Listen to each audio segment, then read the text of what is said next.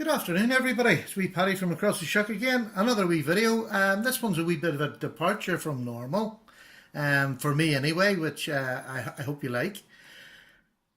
What I'm going to talk about today is this here. This is the self-defense pen, the tactical pen, whatever you want to call it. To give it its true origins, it's a Kubotan. But this is used, or it's pushed as a self-defense tool for men, for women.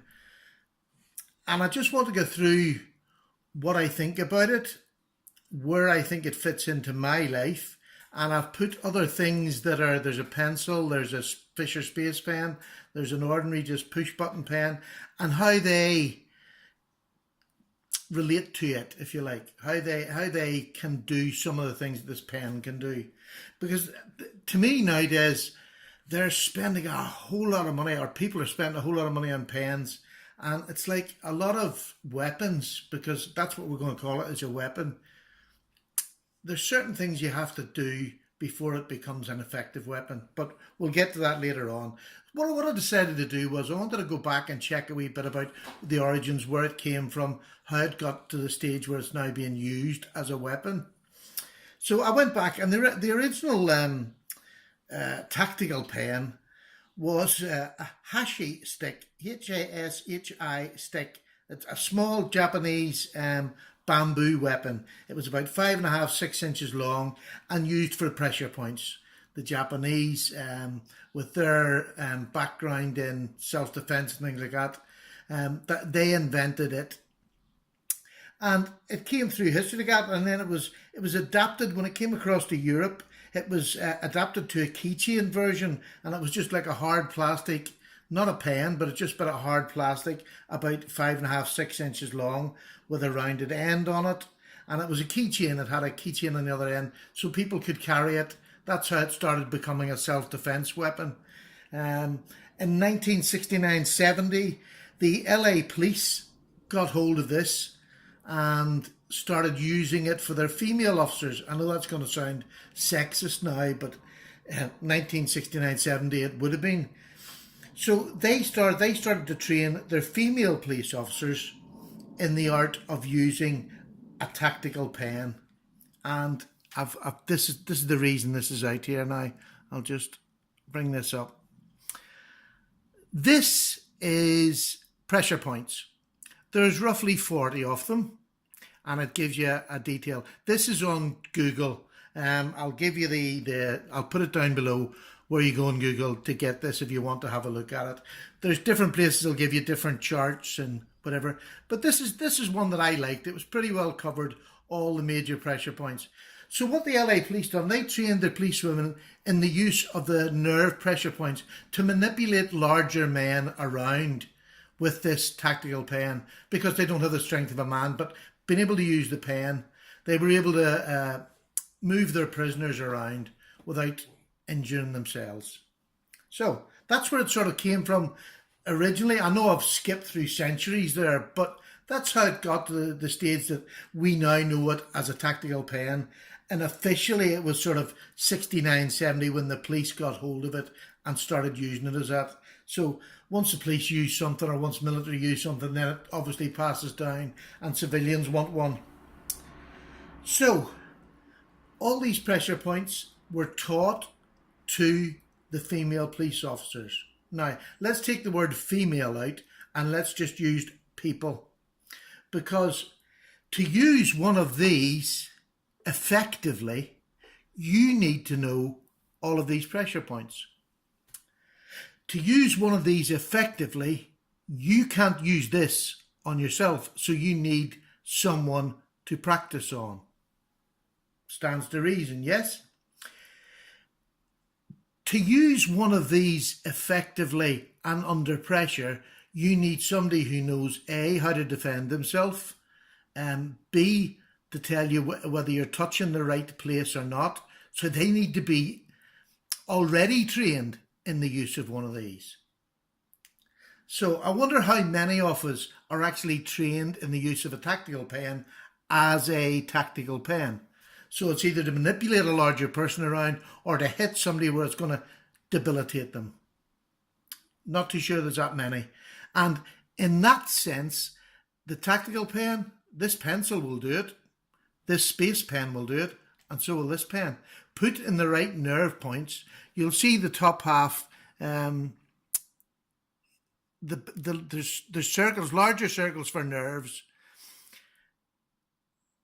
If you put pressure points or you put a tactical pen on the nerve endings, it moves people, it stops them doing things. So this is where the training comes into it. You need to be trained by someone who is already trained. You can't do this yourself. You can't practice it on yourself. You can practice it on your mate messing about, but to be honest with you, I don't see the point in that. If you're going to be tactical and you're going to use a weapon, it's much like your gun. There's gun laws that you have to practice so much to get your license.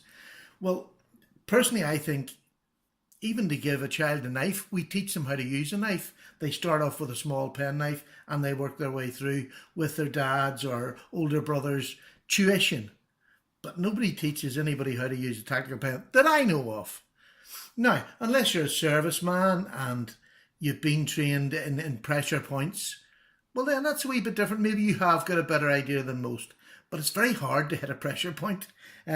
I'll tell you, I'm an ex-serviceman. I was a naval policeman, so I done shore patrol. I have been a bouncer in nightclubs, which a doorman in nightclubs. I'm not sure what that is in America. I have, how do we put it? I have been in my fair share of brawls. I've won and lost, probably about an equal basis, as most of the times I would have been a sailor, I'd have been drunk. But I have been trained as a naval policeman on shore patrol, and as a bouncer I have used these things, but I've never had a tactical pen training. So this is my first one. It was gifted to me, and the man who gifted it to me last night, we were just talking about doing a video on it. And this one, they're not all like this, but if you see this one, it has this like serrated edges on the top which would cut the face clean off you, but it also has a pointed end for breaking glass. So in order to break glass, you would have to cap the end of that, cut the fingers.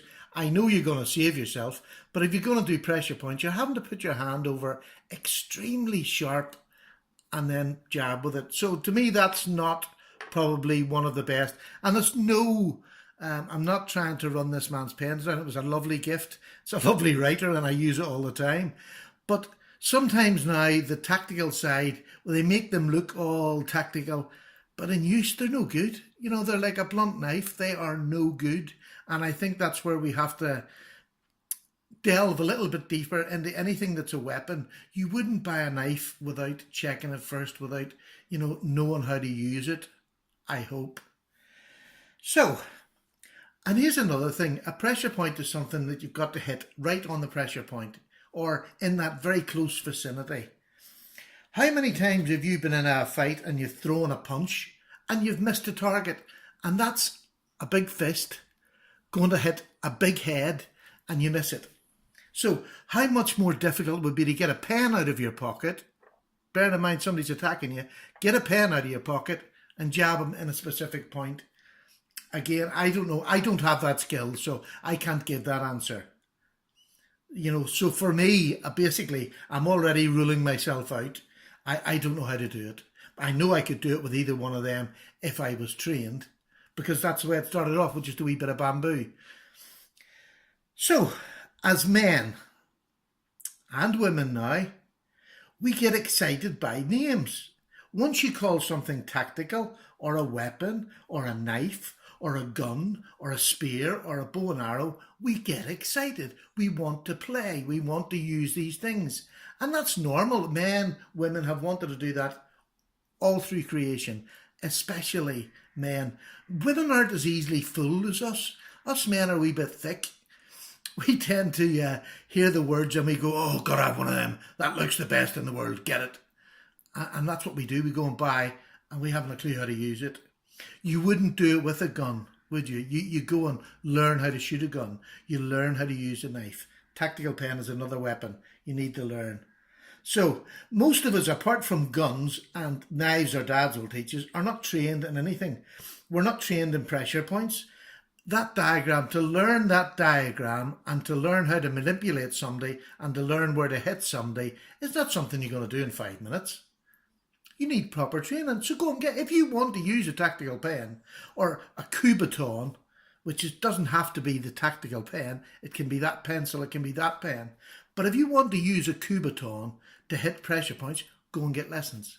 And I'm sure in every local area there'll be somebody who does give lessons in pressure points. And there's lots of karate clubs, they'll use pressure points.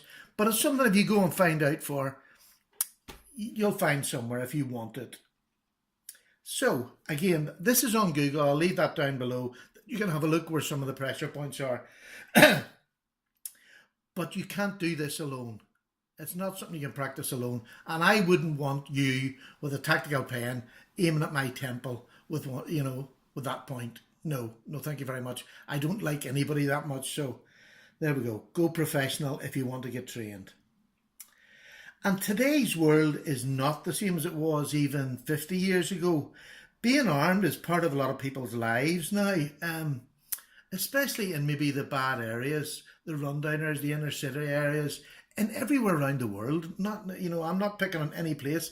I know where I live. People will be armed, whether it be with a gun or a knife or just a kitchen knife. In fact, the police were on the other day saying the kitchen knife is the most used weapon in the UK.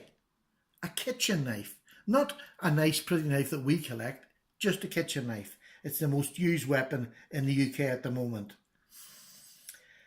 So, and the baddies practice because they're not going to work. Baddies are not going to work, and they're not trying to earn a living and keep a family. They're baddies. So baddies have their guns, their knives. They're practicing with them. They'll get into more fights with them, and the more things, it's like you as a person. If you fight more, you get better. You get better at evading punches. You get better at knowing where to hit, how to hit. Should it be an open hand? Should it be a fist? So it stands to reason that if a baddie's doing that more than you, he's going to be better prepared than you. So what I've done, my channel is called Paddy's Potato Peelers, 3 Ps. And what I've done for this video, I've given it a title of the 3 Ds. Paddy's Potato Peelers, 3 Ds. And they are diffuse. If you're in a situation where you feel you're going to have to use a tactical pen, 1, you'll have to have your hand on it. But 2, diffuse the situation. Try and talk the person down. If you have to say sorry 17 times till he's sick of listening to it and he walks away, why would you risk your life over saying the word sorry? We can all be macho, we can all do that, but to be honest with you, what is the point? If you've got somebody screaming and shouting, diffuse it if you can. That's not always possible, but my advice is to diffuse anything. I would still do it today. The second thing is learning how to defend yourself. And is this the best way to defend yourself? If somebody's attacking you and you're in fear of your life, that you would get this and jab it into his temple with the point of taking him out. If that was the danger you were in, why wouldn't you just take that out? You use that more often. You know how to open it fast. Why, if you're, and I'm not advocating stabbing people, I'm not, but what I'm trying to say is if you're going to take that out, why would you? When you have other means that are probably better, you might be armed with a gun. Why would you want? I don't see the point of these. Now, this is, again, surely it's just my opinion. I don't see the point of them. So defend yourself whatever way you can. If somebody attacks you, you use the minimum amount of force necessary to defend yourself. And then my last one of the Ds is decamp. Get away. Run away. Decamp from the situation. Run away. I'd rather run away than be stabbed and never see my family or children again. And that's the bottom line. When we're getting through each day, we want to come home, we want to see our family, our wives, our children, our whole family circle. So decamp is not the unmacho. Running away is the best way of coming home safe. The more you get embroiled into a row, the more weapons you want to use. The chances are whatever weapon you use can be used against you. Yeah? Do you know what I mean? And that's with a normal thinking person. If I take this out, The bad guy who's in front of me trying to take my wallet is not going to say, well, let's play fair. I'll put the gun away and I'll get my pen out and we'll have a wee go at sticking it at each other. The world isn't like that. He'll get his gun out or he'll get his knife out. He'll stab you or shoot you if he's going to rob you. So running away is the best option, full stop. So I don't, in this video, if I have, I haven't meant to do it. I don't advocate the use of violence, the use of weapons. I'm not advocating that at all. I will defend myself to the end, but if there's a chance that I can run away without having to defend myself, that's what I will do. Full stop. Run away. If I can't defuse it, I'll defend myself and then I'll run away. Or I'll defuse it and then I'll run away. If you get that chance to get away, get away. No point. Life's too short. I collect these knives for pleasure, not for self-defense, not for because they're good stabby weapons. I collect them because I love knives. I love knives as a tool. Now, that tool is also a weapon, and I have to be mindful of that. And if my life's in danger, I will use anything to defend me or my family, whether it be legal methods or not. And I shouldn't say that because, no, I shouldn't say that. I should use the minimum amount of force necessary to defuse a situation and to get myself or my family away safely. That's the better way of putting it. So, I think I've gone on long enough. I hope you enjoyed maybe the little bit of history of where the pen comes from. There's loads of tactical pens out there.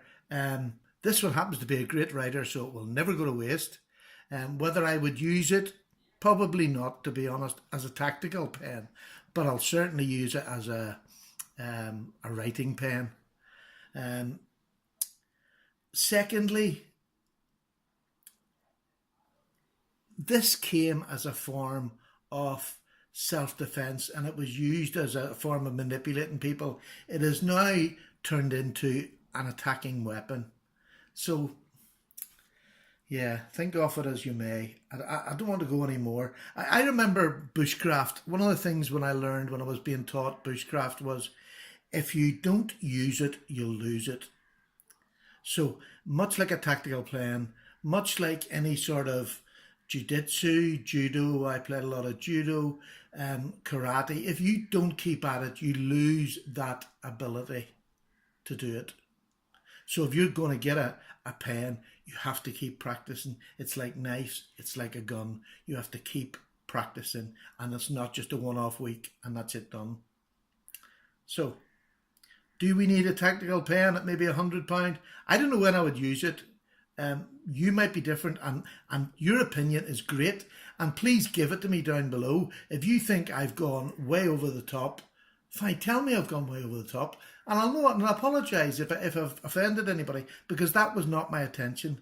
I just sometimes think that being macho men, like myself, I hear words that set off things in my brain, so I've got to buy that, I've got to use it.